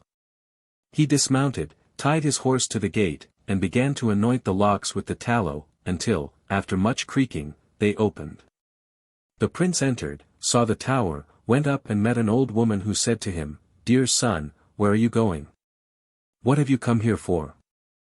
"I have a son who is an ogre, and will surely eat you up." While she was uttering these words, the sun arrived. The old woman made the prince hide under the bed. But the ogre perceived that there was someone in the house, and when he had entered, he began to cry. "Gain, gain, I smell a Christian. John, John, I smell a Christian." "Son," his mother said, "there is no one here." But he repeated his cry. Then his mother, to quiet him, threw him a piece of meat, which he ate like a madman. And while he was busy eating, she gave the 3 oranges to the prince, saying, "Take them, my son, and escape at once, for he will soon finish eating his meat, and then he will want to eat you, too." After she had given him the 3 oranges, she repented of it, and not knowing what else to do, she cried out, "Stairs, throw him down. Lock, crush him." They answered, "We will not, for he gave us tallow." "Dogs, devour him." "We will not, for he gave us bread." Then he mounted his horse and rode away, and the old woman cried after him, "Witch, strangle him." "I will not, for he gave me ropes." "Witch, kill him." "I will not, for he gave me twigs." The prince continued his journey, and on the way became very thirsty, and did not know what to do. Finally he thought of opening one of the oranges. He did so, and out came a beautiful girl, who said to him, "Love, give me to drink." He replied, "Love, I have none." And she said, "Love, I shall die." And she died at once. The prince threw away the orange, and continued his journey, and soon became thirsty again. In despair he opened another orange, and out sprang another girl more beautiful than the first. She, too, asked for water, and died when the prince told her he had none to give her. Then he continued his way, saying, "The next time I surely do not want to lose her." When he became thirsty again, he waited until he reached a well, then he opened the last orange and there appeared a girl more beautiful than the first 2. When she asked for water, he gave her the water of the well, then took her out of the orange, put her on horseback with himself, and started for home. When he was nearly there, he said to her, "See, I will leave you here for a time under these 2 trees, one had leaves of gold and silver fruit, and the other gold fruit and silver leaves." Then he made her a nice couch, and left her resting between the 2 trees. "Now," said he, "I must go to my mother to tell her that I have found you, then I will come for you and we shall be married." Then he mounted his horse and rode away to his mother. Now while he was gone an old witch approached the girl and said, "Ah, dear daughter, let me comb your hair." The young girl replied, "No, the like of me do not wish it." Again she said, "Come, my dear daughter, let me comb you." Tired of being asked so often by the old woman, the girl at last allowed her to comb her hair, and what did that monster of an old witch take it into her head to do? She stuck a pin through the girl's temples from side to side, and the girl at once was changed into a dove. What did this wretch of an old woman then do? She got into the couch in the place of the young girl, who flew away. Meanwhile the prince reached his mother's house, and she said to him, "Dear son, where have you been? How have you spent all this time?" "Ah, my mother," said he, "what a lovely girl I have for my wife." "Dear son, where have you left her?" "Dear mother, I have left her between 2 trees, the leaves of one are of gold and the fruit is silver, the leaves of the other one are silver and the fruit gold." Then the queen gave a grand banquet, invited many guests, and made ready many carriages to go and bring the young girl. They mounted their horses, they entered their carriages, they set out, but when they reached the trees they saw the ugly old woman, all wrinkled, in the couch between the trees, and the white dove on top of them. The poor prince, you can imagine it, was grieved to the heart, and ashamed at seeing the ugly old woman. His father and mother, to satisfy him, took the old woman, put her in a carriage, and carried her to the palace, where the wedding feast was prepared. The prince was downhearted, but his mother said to him, "Don't think about it, my son, for she will become beautiful again." But her son could not think of eating or of talking. The dinner was brought on and the guests placed themselves at the round table. Meanwhile, the dove flew up on the kitchen balcony, and began to sing. Let the cook fall asleep. Let the roast be burned. Let the old witch be unable to eat of it. The guests waited for the cook to put the roast on the table. They waited, and waited, and waited, and at last they got up and went to the kitchen, and there they found the cook asleep. They called and called him, and at last he awoke, but soon became drowsy again. He said he did not know what was the matter with him, but he could not stand up. He put another roast on the spit, however. Then the dove again flew on the balcony and sang. Let the cook fall asleep. Let the roast be burned. Let the old witch be unable to eat of it. Again the guests waited until they grew weary, and then the groom went to see what was the matter. He found the cook asleep again, and said, Cook, good cook, what is the matter with you that you sleep? Then the cook told him that there was a dove that flew on the balcony and repeated. Let the cook fall asleep. Let the roast be burned. Let the old witch be unable to eat of it. And that he was immediately seized with drowsiness, and fell asleep at once. The bridegroom went out on the balcony, saw the dove, and said to it, Quackula, pretty Quackula, come here and let me see you. The dove came near him and he caught it, and while he was caressing it he saw the pins planted in its head, one in its forehead, and one in each of its temples. What did he do? He pulled out the pin in the forehead. Then he caressed it again, and pulled out the pins from its temples.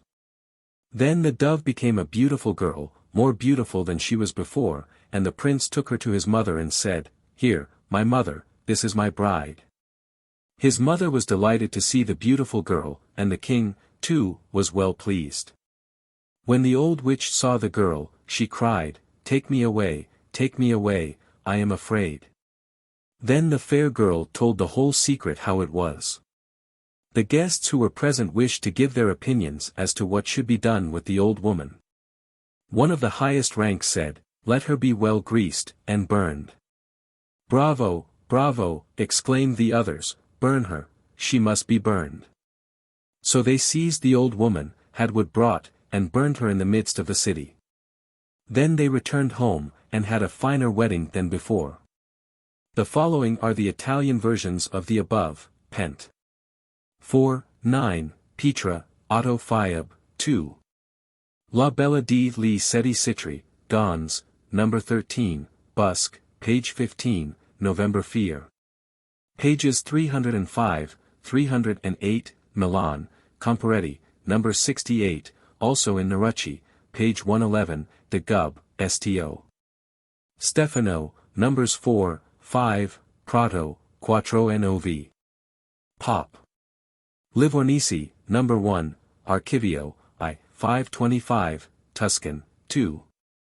204, Sardinian, Piedmontese in Milo y Fonteno's Observations sobre la Poesia Popular, Barcelona, 1853, page 179, Coroniti Berti, No. 11, Corazzini, Benevento, page 467, and Schneller, No. 19. Part of our story is the same as Petra, No. 13, Snow White Fire Red, given in full in our text. See also Finamore, Trad. Pop. Abruzzese, No. 15. Copious references to other European versions will be found in the notes of Ive, Kohler, etc., to the above versions. To these may be added, Lo Rondellaire, Numbers 18, 37, Liebrecht to Simrock's Deuteronomy Merken in Orient und Occident, 3. Page 378, Calliope, No. 3, and Indian Fairy Tales, pages 253, 284. Chapter 2. Fairy Tales Continued. Note 4. Another Sicilian version is in Gons, No. 65, with same title and contents. A Neapolitan version is in the Pent. 2, 4, where the fox is replaced by a cat. This is also the case in the versions from the Abruzzi, Finamore, No. 46, De Nino, No. 53, in the Florentine versions in November Fear. Page 145, November Tosc. No. 12. Var, and in the Tyrolese given by Schneller, page 122, Il Conte Martin dalla Gatta. In another story in Schneller, page 124, Linello, a youth possesses a magic ring in a dog and cat which recover the ring when stolen from its owner. Older and more interesting than the above versions is the one in Straparola, 11. 1. We give it here in full in order that our readers may compare with it the version in our text and Perrault's Puss in Boots, which is the form in which the story has become popular all over Europe. The following translation is from the edition of 1562, Venice. 34, Puss in Boots. Soriana dies and leaves 3 sons, Dusolino, Ctesiphon, and Constantine the Lucky, who, by virtue of a cat, acquires a powerful kingdom.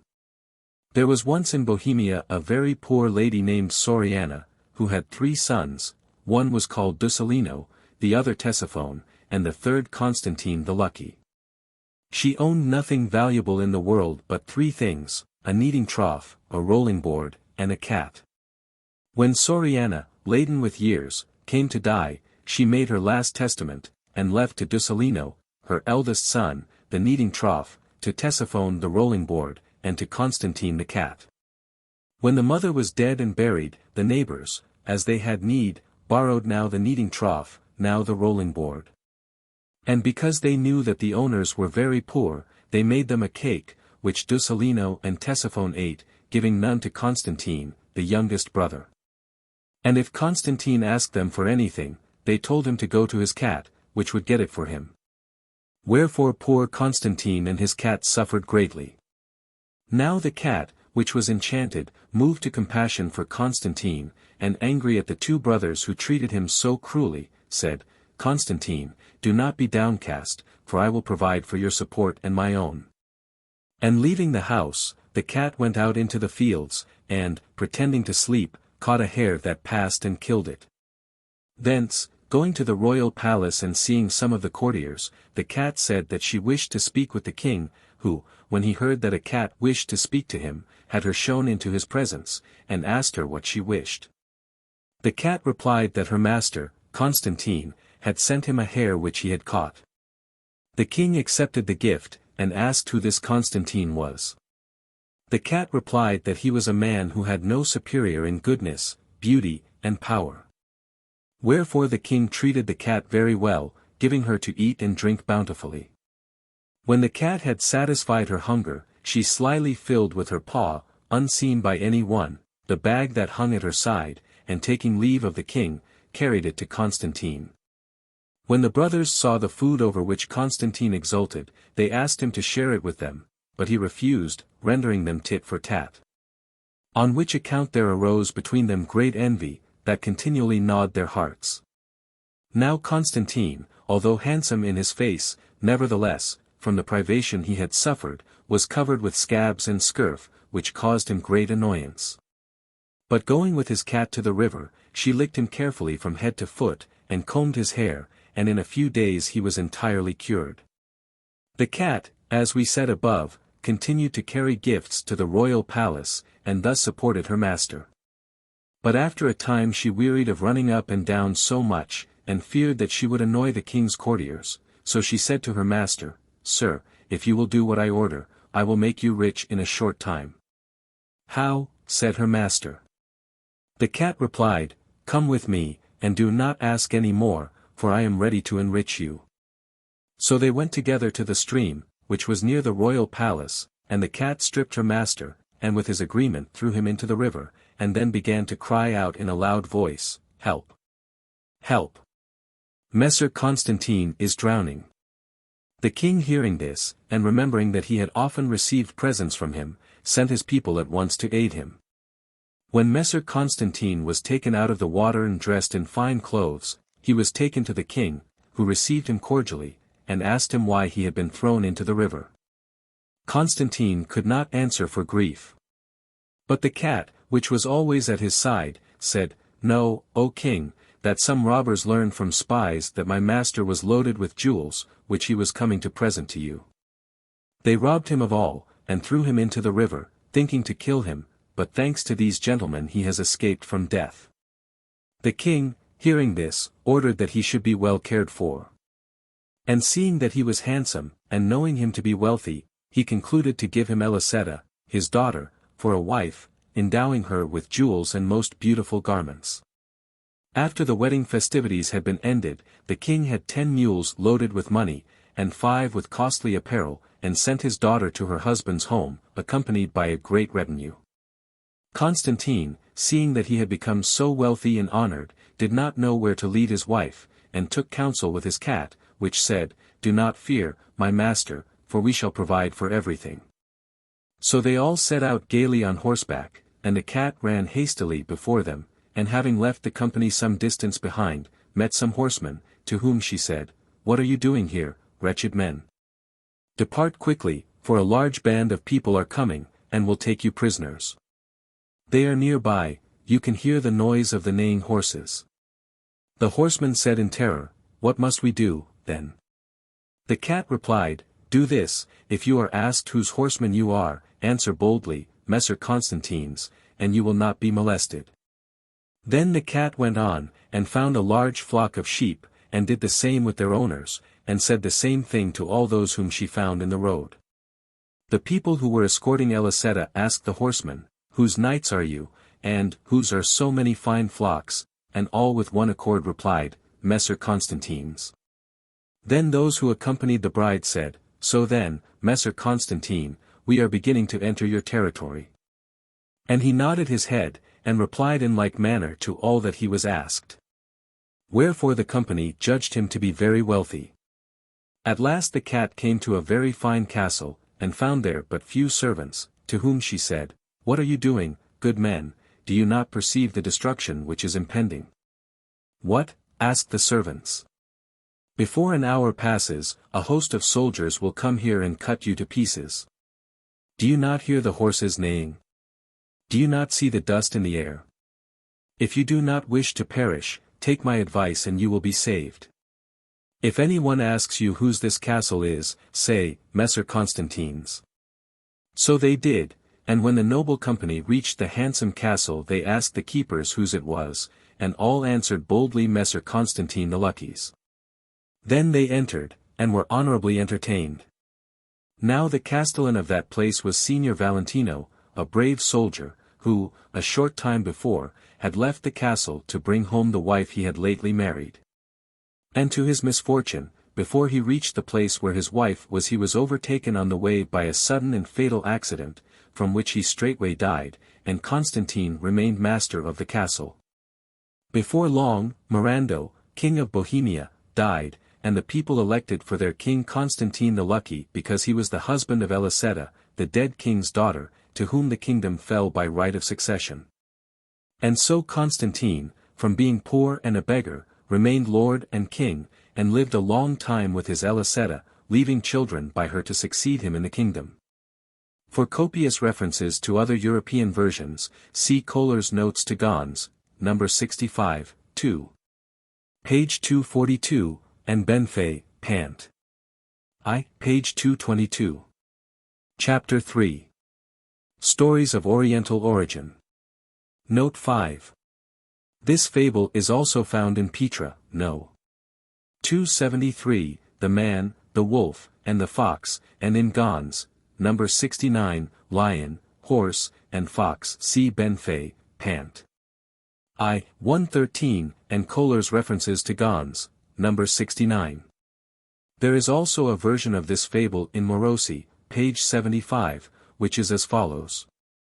49. The Man, the Serpent, and the Fox. There was once a huntsman, who, in passing a quarry, found a serpent under a large stone. The serpent asked the hunter to liberate him, but the latter said, "I will not free you, for you will eat me." The serpent replied, "Liberate me, for I will not eat you." When the hunter had set the serpent at liberty, the latter wanted to devour him, but the hunter said, "What are you doing? Did you not promise me that you would not eat me?" The serpent replied that hunger did not observe promises. The hunter then said, "If you have no right to eat me, will you do it?" "No," answered the serpent. "Let us go, then," said the hunter, and asked 3 times. They went into the woods and found a greyhound, and asked him, and he replied, "I had a master, and I went hunting and caught hares, and when I carried them home my master had nothing too good to give me to eat. Now, when I cannot overtake even a tortoise, because I am old, my master wishes to kill me. For this reason I condemn you to be eaten by the serpent, for he who does good finds evil. Do you hear? We have one judge, said the serpent. They continued their journey, and found a horse, and asked him, and he too replied that the serpent was right to eat the man, for, he said, I had a master, who fed me when I could travel, now that I can do so no longer, he would like to hang me. The serpent said, Behold, 2 judges. They went on, and found a fox. The huntsman said, Fox, you must aid me. Listen, I was passing a quarry, and found this serpent dying under a large stone, and he asked aid from me, and I released him, and now he wants to eat me. The fox answered, I will be the judge. Let us return to the quarry, to see how the serpent was. They went there, and put the stone on the serpent, and the fox asked, Is that the way you were? Yes, answered the serpent. Very well, then, stay so always, said the fox. Chapter 4. Legends and Ghost Stories. Note 6. Bernoni, Leg. Fant. Page 3. The translation in text, as well as that of the 2 following stories, I have taken from the Cornhill Magazine, July, 1875, Venetian Popular Legends, page 86. Another story illustrating the same point is found in Petra, No. 110, Le Compari D. S. Giovanni, which is translated as follows by Ralston in Fraser's Magazine, April, 1876, Sicilian Fairy Tales, page 424. 72. The Gossips of Estigian. Once upon a time there lived a husband and wife, and they were both bound in gossipry with a certain man. The husband got arrested, and was taken away to prison. Now the gossip was very fond of his comer, and used often to go and visit her. One day she said to him, Gossip, shall we go and see my husband? Nursey, come Mari, certainly, comer, said her gossip, so off they went. On the way they bought a large melon, for it was the melon season, to take to the poor prisoner. We are but flesh and blood. The gossip and his comer sinned against St. John. In short, they brought things to a pretty pass. St. John wasn't going to let that pass unpunished. When they had come to the prison and had visited the prisoner, before going away they wanted to make a present to the jailer, so they gave him the melon. He cut it open before their eyes. Horror of horrors! When the melon was cut open, there was found in the middle of it a head. Now this was the head of St. John, which had slipped itself in there for the purpose of bringing home their sin to the minds of the gossips. The matter immediately came to the ears of justice, and they were arrested. They confessed the wrong they had done. The husband was set at liberty, and the gossip and his comer were sent to the gallows. In regard to St. John and the relationship of Godfather, see Petra's note in Volume 1, page 73. Chapter 5. Nursery Tales. Note 7. A version of this story is found in Morosi's Studi sui dialetti Greci, Lecce, 1870. 89. The Goat and the Fox. Once upon a time a goat entered the den of the fox while the latter was absent.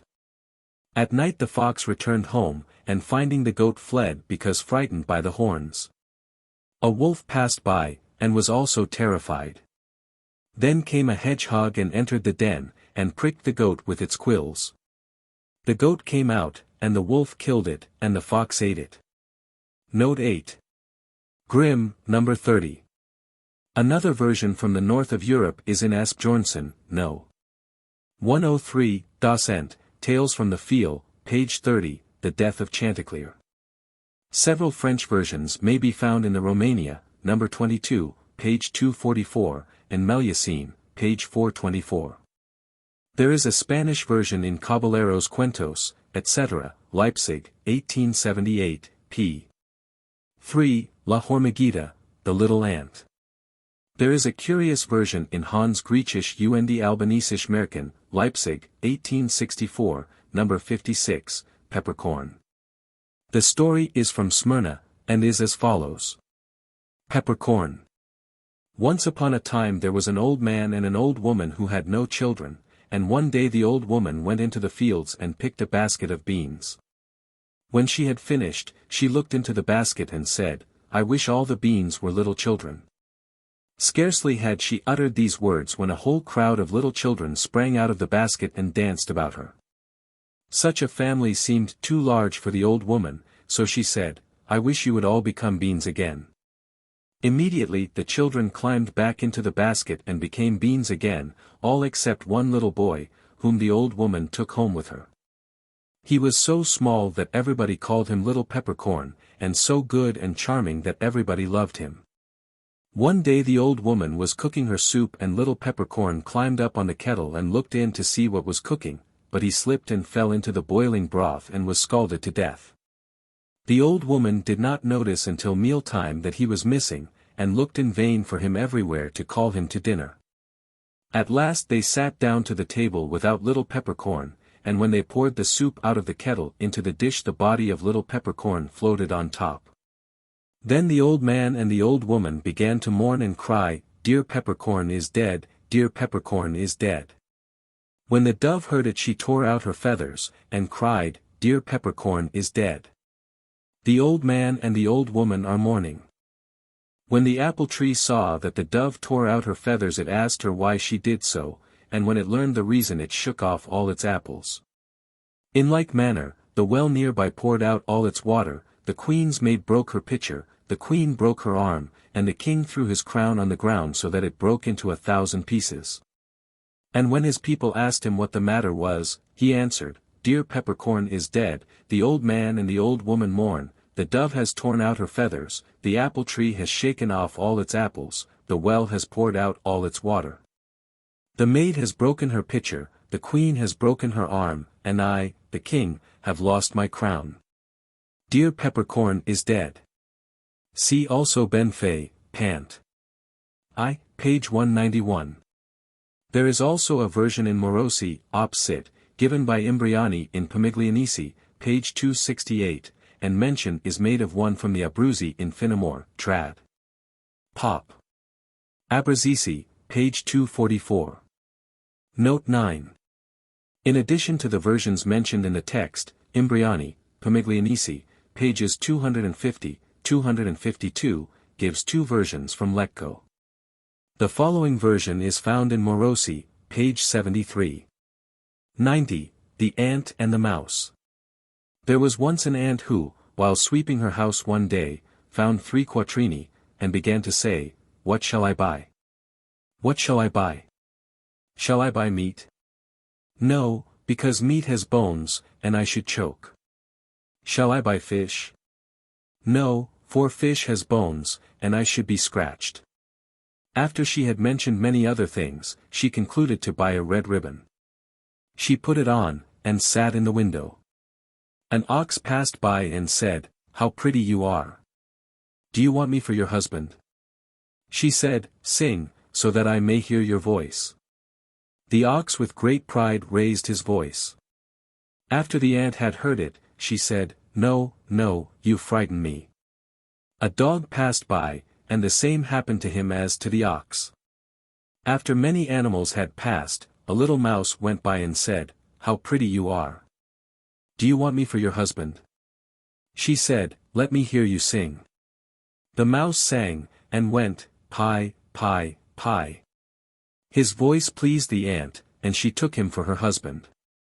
Sunday came, and while the ant was with her friends, the mouse said, "My dear little ant, I am going to see whether the meat that you have put on the fire is done."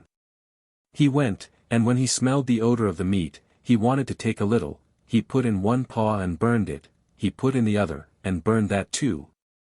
He stuck in his nose, and the smoke drew him into the pot, and the poor little mouse was all burned. The ant waited for him to eat. She waited too, she waited 3 hours, the mouse did not come. When she could wait no longer, she put the dinner on the table. But when she took out the meat, out came the mouse dead. When she saw him the ant began to weep, and all her friends. And the ant remained a widow, because he who is a mouse must be a glutton. If you don't believe it, go to her house and you will see her. Chapter 6. Stories and Jests. Note 10. Petra, number 290. See Papenti, op. cit. p. 197, where other versions are cited. To these may be added the story in Markolf, C. Guarini, Vita D.G. C. Croce, page 215, and Markolfus, hoc est disputationis, etc., in Epistolae Obscura, Barorum, Frankf. A. M. 1643, page 593. There is another story in Petra, number 200, which is also attributed to Dante. It is called 106, Peter Foulon and the Egg. Once upon a time Peter Foulon, the stone cutter, was working at the cemetery, near the church of Santo Spirito. A man passed by and said, "Peter, what is the best mouthful?" Foulon answered, "An egg," and stopped. A year later Foulon was working in the same place, sitting on the ground and breaking stones. The man who had questioned him the year before passed by again and said, "Peter, with what?" meaning, what is good to eat with an egg? "With salt," answered Peter Foulon. He had such a wise head that after a year he remembered a thing that a passerby had said. The cemetery alluded to, Petra says, is beyond the gate of St. Agatha, near the ancient church of Sto. Spirito, where the Sicilian Vespers began. An interesting article on Peter Foulon may be found in Petra, Studi di Poesia Popolari, page 109, Pietro Foulon e los Fide Popolari Sicilian.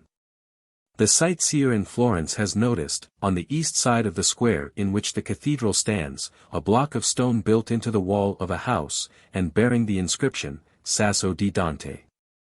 The guidebooks inform the traveler that this is the stone on which the great poet was wont to sit on summer evenings. Tradition says that an unknown person once accosted Dante seated in his favorite place, and asked, "What is the best mouthful?" Dante answered, "An egg."